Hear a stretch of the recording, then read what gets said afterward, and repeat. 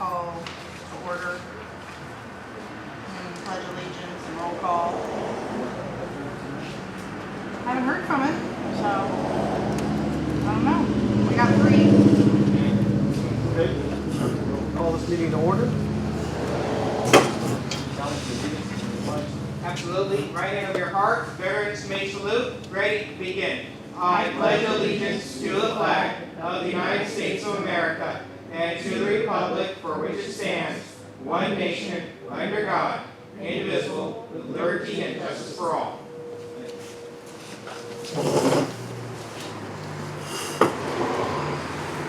Director Gregory. Here. Director Green. Director Palafox. Director Calvin. Here. President Sangster. Present. I need approval of the special work session meeting. Mr. Board President and Madam Board Clerk, I didn't know if we should add or just have a moment of silence to keep our firefighters in our thoughts because they're out there fighting the big fires up in Northern California. I didn't know that. Would you like the motion to do that? Can we do that? Yes. Okay. Motion by Calvin. Second. Second by Sangster.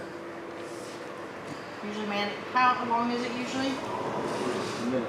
1 minute? Okay.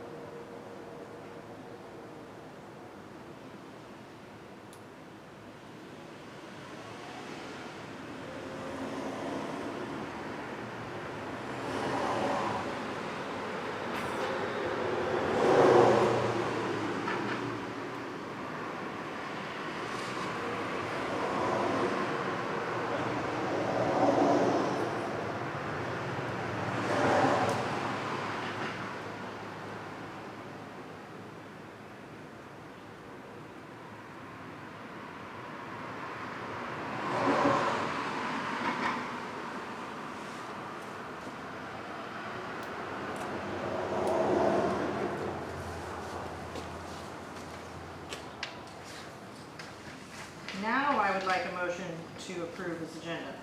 Motion. Second. All in favor? Aye. Anyone opposed? Approved. 302 absent.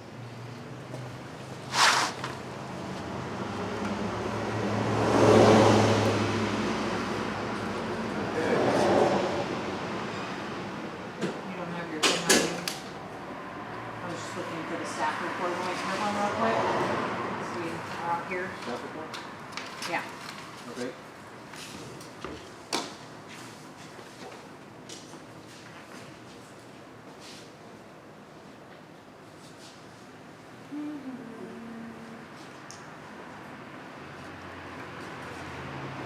What's that report? We wrote a staff report that,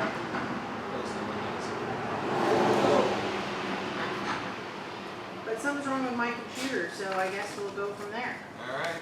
Can you Well, pull we're it going up? through the presentation, so I don't think that the staff report is necessary. Yeah, okay, then have at it.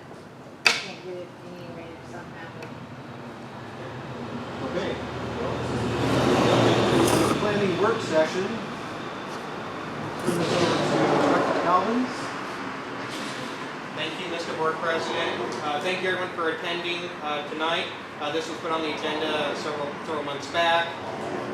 The district, as it doesn't have a special, does not have a master plan for its entire district. We have one for water and sewer. So we're looking at how our district goes from here. We have a little slideshow that goes over our background and some potential approach for us to look at for strategic planning for our district. So I'll go over that tonight and make sure that if you have questions, please, bug me, please stop me. We want to make sure everyone understands what's in here. And can everyone hear me clearly, or let me know if you can't hear me, because I know the traffic and everything else.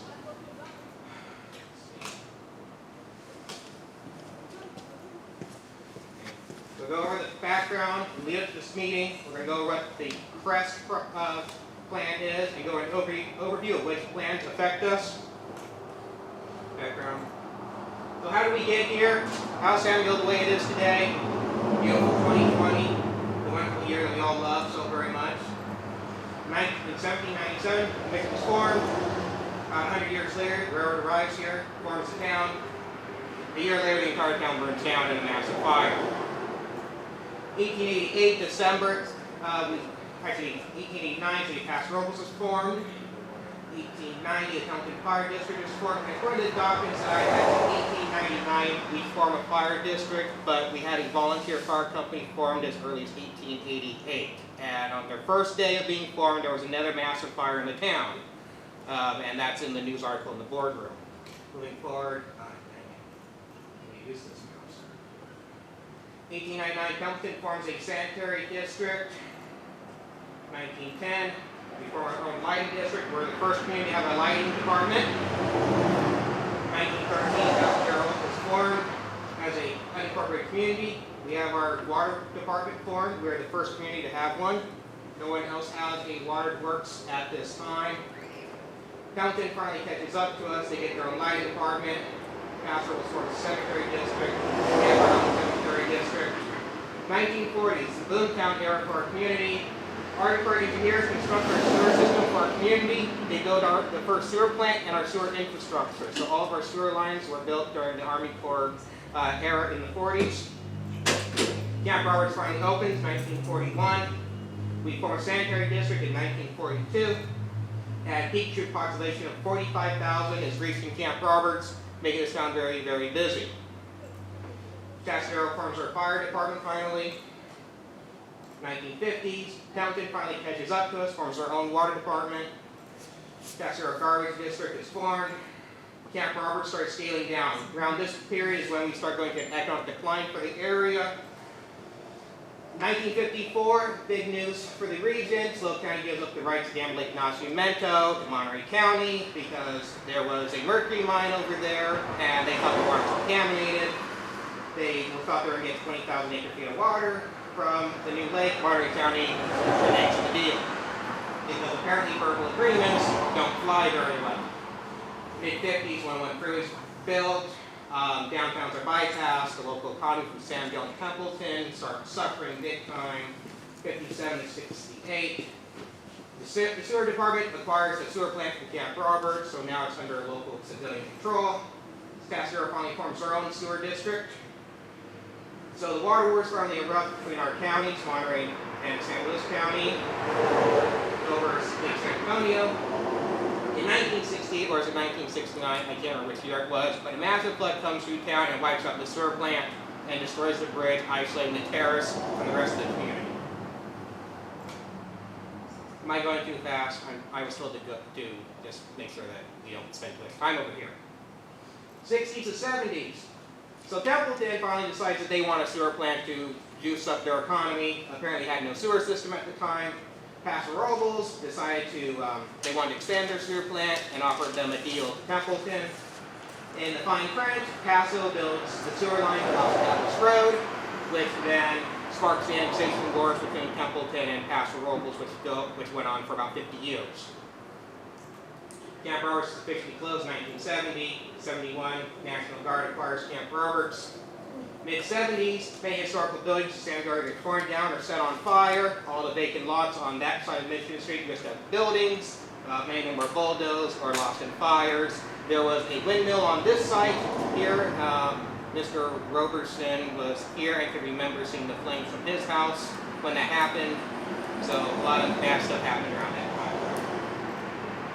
Mid-70s, 79. Paso Robles decides they want to annex a ton of land for who knows what reason. Almond industry shuts down, their economy starts to fail. Templeton finally forms with CSD. Twin Cities is built, and then Prop 13 passes, changing the game for government revenues for local agencies. And this also creates a couple of other unique mechanisms and other bad stuff that happens, not because of Prop 13, but because of the way how some people responded to it, and we'll get into that in a little bit. Tascadero decides to form in 1979. 1980, so Prop 13 has impacted our local government revenues. The lighting department, which was held by the county, apparently decided that there was no money for street lights. and was threatened and decided to shut off all 64 streetlights in the town. Apparently they didn't think we needed streetlights anymore. The West 10th Street area was part of San Miguel's water area, and that was removed as well. We tried forming CSD, and the county said no to that as well. And the fire district, I think it's 82 or 83, Mr. Buckman, who many of us know, was involved in that, and the fire department was on the verge of financial bankruptcy, a lot of barely getting by on finances and revenues. They were looking at annexing the terrace at that point. 1982, 1983. So the city of Paso Robles decides that they want to annex from Wellzona Road all the way down to Main Street. That's that dotted line all the way here. Wellzona's up here, all the way down there. They want all that land for who knows what reason they just wanted it. Part of their annexation wars, the county and the local agency formation commission decides to get involved and says to the city of Paso, you can't have anything north of Oak Park, and you can have the airport, and that's it. They give them all the area down to Main Street. So apparently that burned a lot of bridges between Templeton and Paso Robles and sets off animosity between the two communities. The San Lawrence Terrace is finally annexed by our fire department to get some additional revenues to keep the fire department afloat.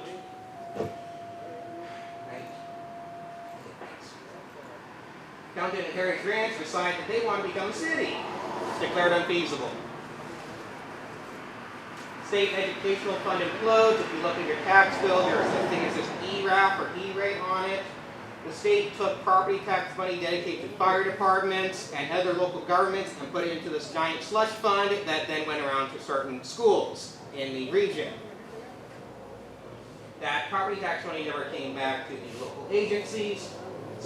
And also in that year, revenue neutrality law passes impacting corporations. So if you want to become a city, you can't take any money from counties. You can't do it, or the county will send you a massive bill. 1993, Prop 172 passes as a way to make up for taking property tax money. So the sales tax revenue goes to cities and counties for fire services and police services, CSDs, and fire districts take none of that. Some counties give their sales tax to the CSDs, but this one does not. 1999-2003, Sanville CSD is formed around this time. Sanitary District starts upgrades of the sewer plant, ending a building moratorium that was imposed on the community at the time. Then to dissolve Sanitary District passed by one vote. A legal battle breaks out between the CSD and Sanitary District. Not very pretty. It was a pretty ugly battle. There were people I knew at the time. They were very passionate about what happened. And I won't go into details of that. So the Sanitary District is finally merged with the CSD. We designed our first community design plan for the community. And then not much happens to that plan. 2004, financial problems hit our newly formed CSD. Cayuga CSD to form it fails by a landslide. Apparently they were afraid that their CSD would become like the others in the region, which were also experiencing financial problems. The Pomo CSD tries to consider incorporation, and now it's declared unfeasible. The Social CSD declares bankruptcy because they couldn't agree on where to put the sewer plant, and the state got involved, and it became a massive tax mess for that community. 2007, construction begins on Lake Nosnell Pipeline Project, providing water to Paso, Templeton, Atascadero, San Luis, and Cayucas. Sanville opts out over costs with Mr. Dodds. The cost of that was about $2 million for the pipeline itself, or It was almost $8 million. So that was a bit much out of our reach for our community. The Great Recession then hits, housing market implodes, wiping out property tax income. The property values went from about $400,000 down to $200,000. 2008. Paso Basin is declared to be an overdraft around 2010. 2012, our charter school on Acres opens. The state passes new rules for groundwater use. They decide that we all can play nice with each other. Special election for a Paso Groundwater Basin District. that would have been over the entire North County. It fails in a landslide vote by about 78% against it. A remastered community design plan for San Miguel is adopted by the county. This is 13 years after the original one. And we'll just put a note on that at the end of the slideshow. San Juan, Sandian, and Estrella water districts, and the Estrella, Crescent, and El Pomar water districts were formed. Cleveland's fire district stands for funding issues. Apparently, they couldn't figure out how to fund their fire department, and they decided to give up. 2018, San Diego CSD starts a maps on sewer plant expansion, doing a rate study, looking into that.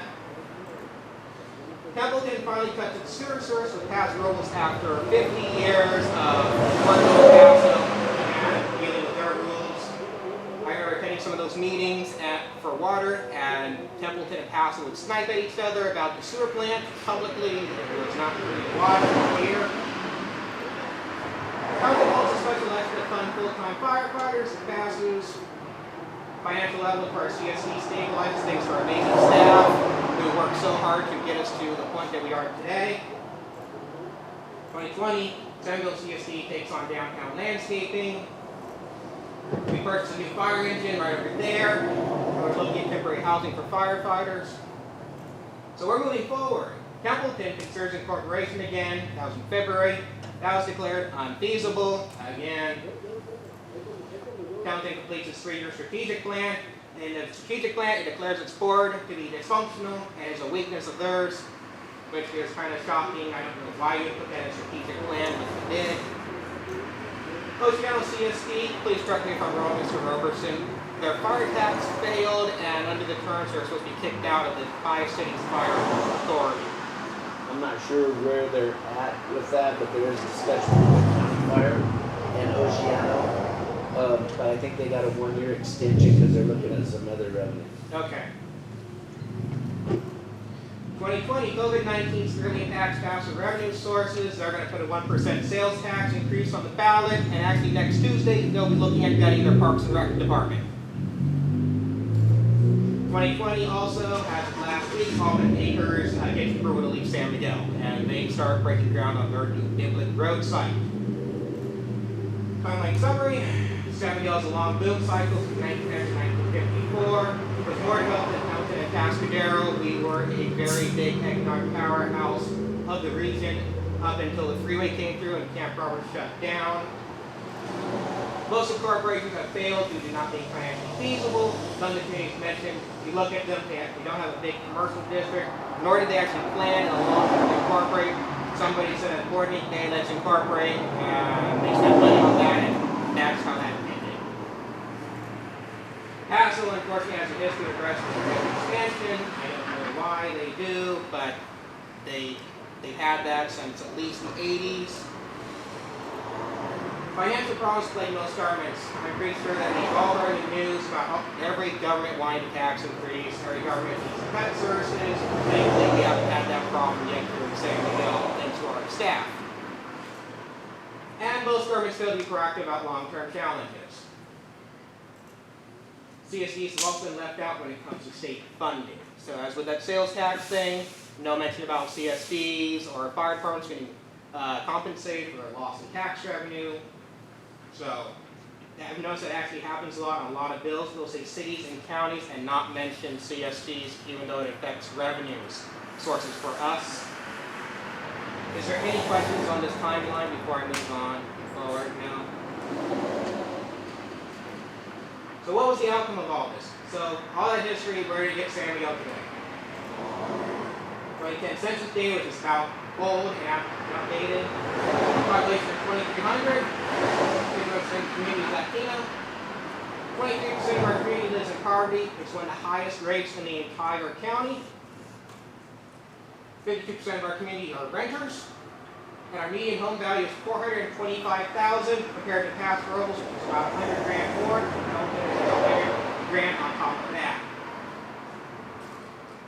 So here we are now to our meat and potatoes. These are our CSD boundaries. We have our downtown here, our core part of the town. We have the terrace over here, courtside cellars, and we have some property on the other side of the railroad tracks.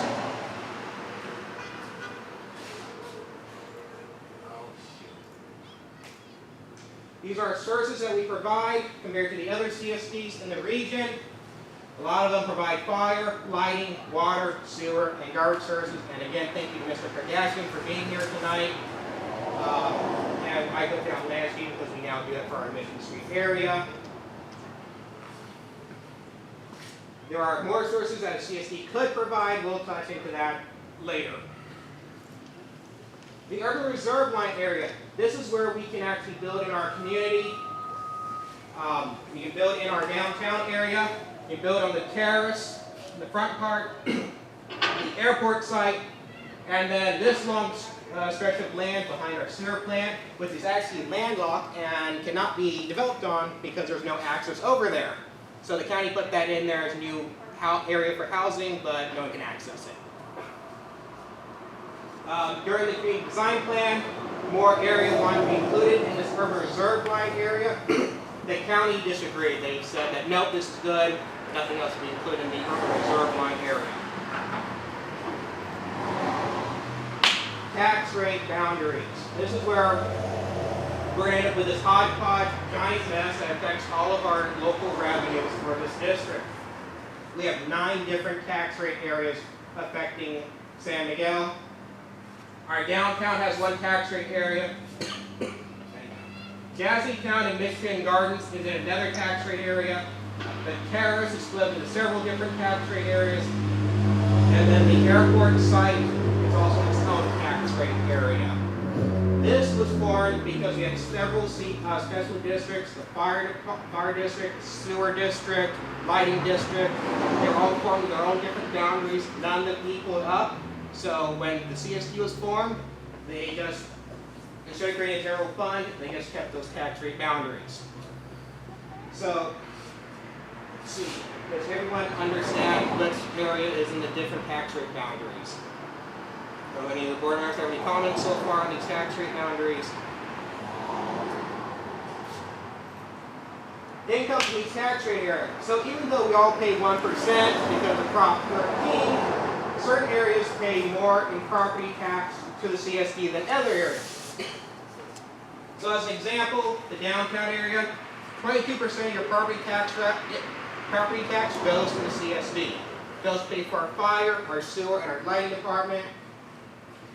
The area that is Jazzytown and Michigan Gardens pays 19% of their property tax goes to the CSD. Even though they have sewer service, they actually don't pay to the sewer department. And then you have the terrace, which has different tax rate areas as well. And those are only for fire. So lighting, so if we end up putting in a lighting tract over there, street lights, right now there's not a funding mechanism which is in our documents, but we don't have it right now. So the county set this up after Prop 13 passed. They decided that each area got a different percentage to the different departments. I'm not sure how they came to these exact numbers. When I looked into research, it was kind of a meat cleaver done to every agency. They just kind of start slashing stuff, trying to make it fit in the 1%.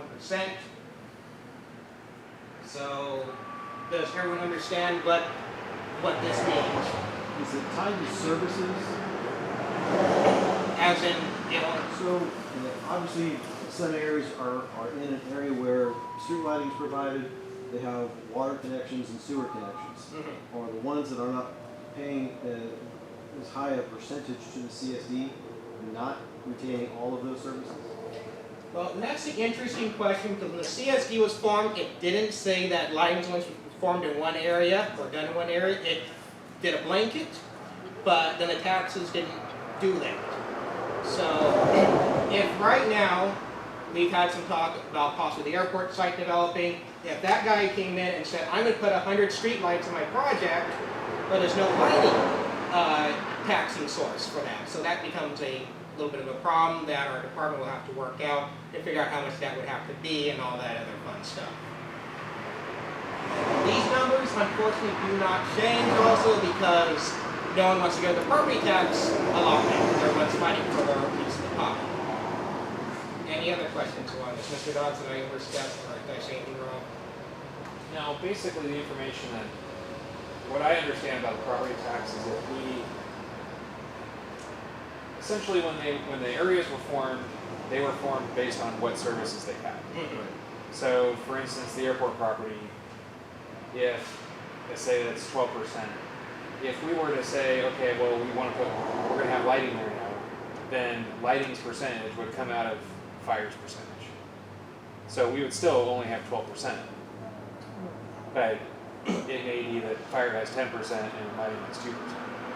And we would also have to appeal that to the State Board of Equalization, if I'm not mistaken, and a bunch of other.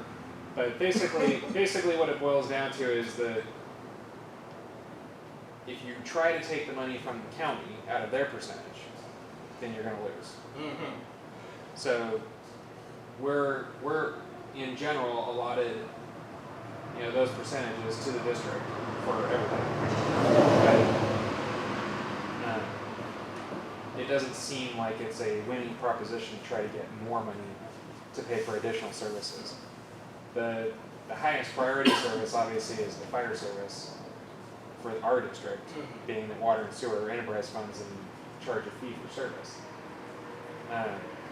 Lighting would have to be we'd really have to think about that and see how far we can go with what we have, because it may cost more to fight and try to get an extra 0.5%, which may only amount to $10,000 a year. How did Jazzy Town get to be 22%? So Jazzy Town's actually at 19. Or 19%, yeah. Because that was outside the sewer district boundaries, and so the 22% includes a tax to sewer. So because no sewer to Jazzy Town, no need for them to pay into sewer at that time. And they still don't pay the sewer. I didn't mean to throw you under the bus for Jazzy Town residents. Well, and on the sewer side of it, my understanding is the property tax that goes to sewer is to pay back bonds. Right. And then when the bonds are paid back, then they sell. So that's what. So I'm a bit unsure with it because I already telling me that. But then when I look at the pie percentage of the 1%, and I added that up, which will be in the next slide, it actually looks like that's a dedicated funding source for the sewer somehow. Because usually bonds, every other bond that's on the tax roll for other communities doesn't show up anywhere on the 1%. It's a special assessment. Well, if that's the case, then that would be great. I mean, that wasn't my understanding, but we several years ago during our audit, the auditor wanted the paperwork for the bond, and we had to really struggle to go to the county to find it. So I don't know, maybe they're confused, but basically it amounts to about $50,000 a year, so it's not a make or break type of thing. Right, but 50 grand is still nice. Still 50 grand. Yes, it is. Any other questions on this before we go into the next slide? Those rates are pretty much, those haven't changed, and those are basically set per the area you showed on the map. Yes. And it's based on 1% of the property value, so none of those are gonna change, and if they did, it's still, let's say 19.76 whatever percent of the 1%. So if that was lowered, then where would that change? Who would get that change? So that's a great question. I'm pretty sure the county's going to be reaching out to try and grab that. Exactly. So this number is going to be fixed in place unless we find an opportunity to work with another agency or figure something out in the long term, which I'll get into later on. I'm kind of glad we have legal here to maybe explain that mechanism. Any other questions on this? Yes. I got one quick question, Yes. because you stated Almond Acres is gonna be leaving in 2021 Yes. or 2022. Right. Are they collecting, because they're private, are they collecting any tax base for their schooling? And if they go to pass rolls, do they take that with them, or do we somehow in the CSD acquire the tax for the school from the district? So from what I understand, and I've been following that Almond Acres thing, Yeah. apparently they haven't been very forthcoming on their funding mechanism for whatever reason, Yeah. and then it comes from the state. And Nothing on the property tax rate showed that Almond Acres was getting anything. But there's a couple other agencies that are getting something, and we'll get into that in the next slide. if I'm not mistaken. Any other questions? Okay. So tax rate areas. Now, as a comparison, when we think about San Miguel and we think about Templeton as an example, which CSD do you think is more financially well off? Is it us in San Miguel or is it Templeton? So here, raise your hand if you think Templeton's more well off than San Miguel. I mean, they got bigger homes, they got parks, they got all this other fun stuff going on. They got a full-time fire department. Exactly, they have parks. Yes. So they're worse off. So who here thinks San Miguel's more well off than Templeton? Okay. Mary's me more. I think you guys all explained all that.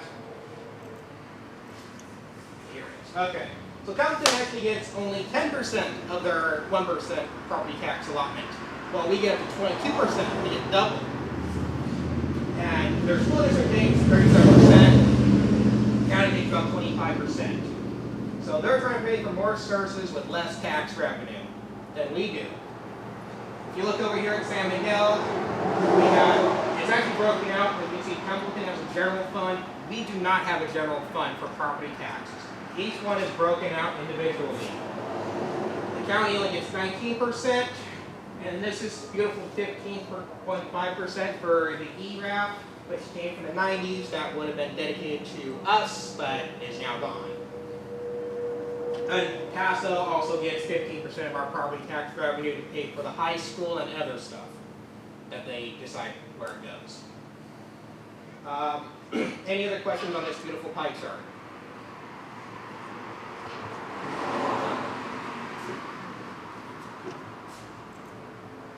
So what does this look like? How does it affect both of our communities?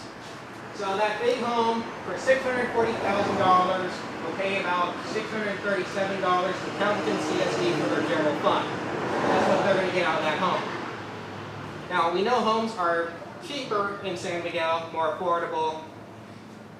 How do they stack up for us?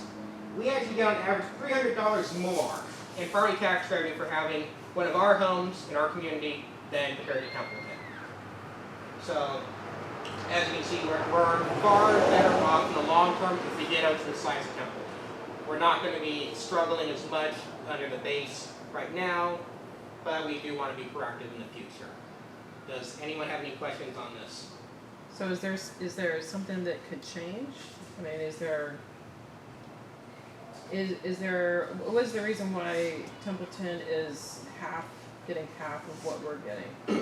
Because the county, when Prop 13 passed, decided that Templeton only needed that 10%, and did that. So why did they give us double? I think it was because our fire department was literally on the verge of bankruptcy at the time. Okay. So because we were struggling so bad after Prop 13, they may have been a bit more lenient on us, and we weren't that big. So and there isn't a chance that changes? And as